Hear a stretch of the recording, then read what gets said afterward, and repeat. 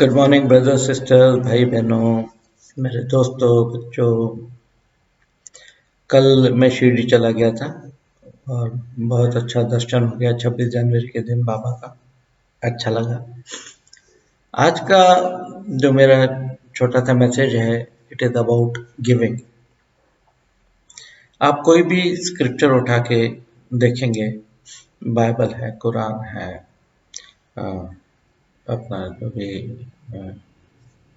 जितने गुरु हैं, साईं बाबा है, जीसस हैं, नानक हैं, और भी जितने सभी गुरु हैं, सब लोग इस बात पे ज़्यादा स्ट्रेस करते हैं कि हमें देना चाहिए, टू गिव टू गेट।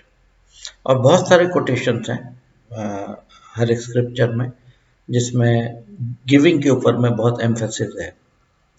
अब इसके ऊपर में मैं थोड़ा सा डिस्कस करूंगा कि देखिए, हम ये जो सिस्टम में है, हम एक सिस्टम का हिस्सा है जिसमें हम ट्रांजैक्शन होता रहता है हमारे बीच में और इस सिस्टम के बीच में। इस सिस्टम में एनवायरनमेंट भी है, इस सिस्टम में लोग भी हैं, इस सिस्टम में एनिमल्स भी हैं, दूसरे जीव जंतु भी हैं। जैसे ही हम पैदा होते हैं, तो जब हम पैदा होते हैं तो हम बहुत छोटे से होते हैं, तो हमारी मुस्कुराहट होती है, तो वो माँ बाप को प्लेजर देती है। वो प्लेजर देती है तो उसके बदले माँ बाप हमको दूध पिलाते हैं, खाना खिलाते हैं, पढ़ाते हैं, लिखाते हैं, बड़ा करते हैं। तो ये जो ट्रांजैक्शन है हमारे बीच में, माँ बाप के साथ, दोस्तों के साथ, भाई बहनों के साथ, एनिमल्स के साथ, प्लांट्स के साथ। हम प्लांट्स को पानी देते हैं तो प्लांट फ्रूट देते हैं, और गाय को चारा देते हैं तो गाय दूध देती है।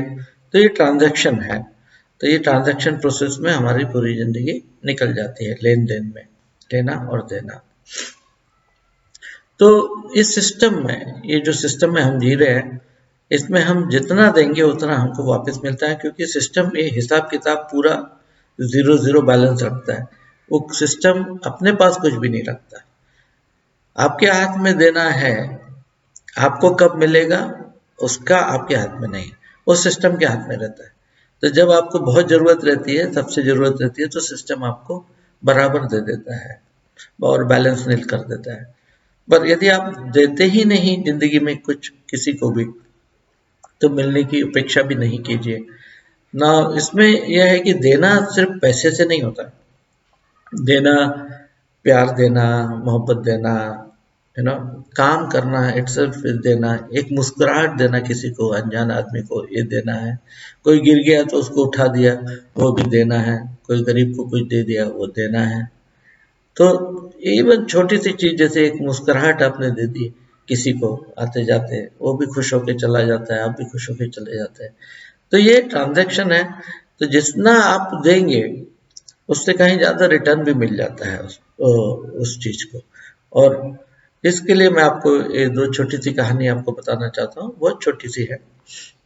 एक बार मैं और मेरे फ्रेंड जो है, कार से रात को करीब 12 बजे बॉम्बे से रिटर्न आ रहे थे। तो बॉम्बे से हम रिटर्न आ रहे थे तो बहुत काफ़ी बारिश हो रही थी। तो पूरा जैसे ही हमने एंटर किया तो एक चौक था।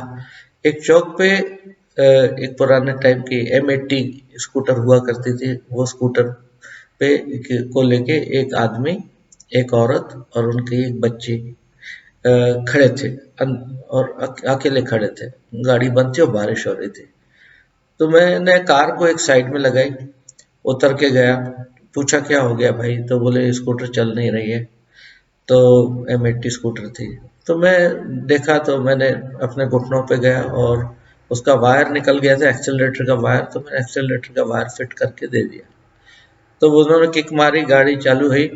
तो वो छोटी सी बच्ची काफी दूर तक मेरे को ऐसे मुड़ के देख रही है, मेरे आंख से आंख में डाल के देख रही है वो। और उसकी आंख में कृतज्ञता, कृतज्ञ बोलते हैं ना, ग्रेटफुलनेस थी। तो वो देख के मुझे अच्छा लगा कि भाई कहीं कोई कनेक्शन है अपना। तो उसके बाद में मैं कार में आया, तो मेरे दोस्त ने बोला रात को इतने देर, क्योंकि वो टाइम पे हाईवेज के ऊपर में काफ़ी लूटपाट हुआ करती थी। तो बोले कि रात को इतने देर में ऐसे उतर के ना कीजिए, कई बार आप फंस सकते हैं। तो मैंने कहा नहीं, ऐसा कुछ नहीं होता है। ईश्वर पर विश्वास रख के कीजिए, अच्छा काम, कुछ नहीं होता है। तो और मैंने बोला कि आपको इस चीज़ का जवाब बहुत जल्दी मिल ही जाएगा कि ये मैंने ऐसा क्यों किया। तो अगले दिन मेरे फ्रेंड और उनकी वाइफ घर पे आए थे खाने पे। तो मेरे फ्रेंड की वाइफ बोली, भाई साहब कल एक थोड़ा सा मिरेकल सा हो गया। तो मैंने कहा क्या हो गया भाई? वो बोले कि मैं और मेरे हस्बैंड कार से जा रहे थे, और मेरे हस्बैंड नॉर्मली कार में पेट्रोल कम ही रखते हैं, डालते ही नहीं है। तो एक कॉलोनी के पास जा रहे थे, वो रात के 11:30-12 बजे थे, मूवी देख के जा रहे थे। तो हमारा पेट्रोल खत्म हो गया। तो पेट्रोल जैसे ही खत्म हो गया, हम बाहर आए कार के, तो एक आदमी एक बंगलों में से हाथ में कैन लेके, पेट्रोल लेके आके हमको दे के चला गया। वो आदमी हमें पहचानता भी नहीं था, हमने उसको बुलाया भी नहीं था, और सुनसान रात में वो आया, हमको पेट्रोल कैन दे के चला गया। तो फिर मैंने अपने दोस्त की तरफ देखे, बोला कि अब आपको समझ में आया कि मैंने क्यों वो मतलब उन लोगों की हेल्प करी थी। कि देखिए ये सिस्टम आपको रिटर्न दे देता है, इसलिए बिना किसी के मांगे आपको जो हो सके आपसे करना चाहिए।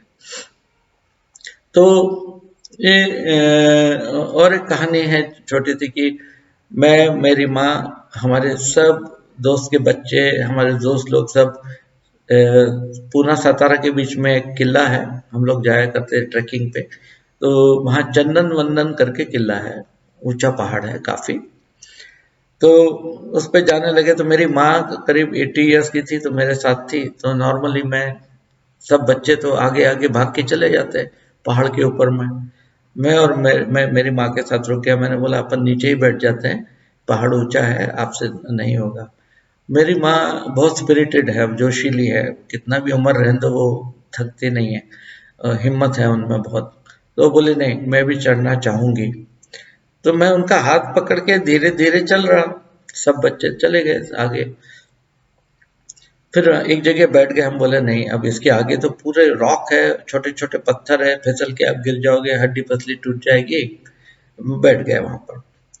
तो उतने में सामने से एक गडरिया शेपर्ड कुछ भेड़ लेके आया।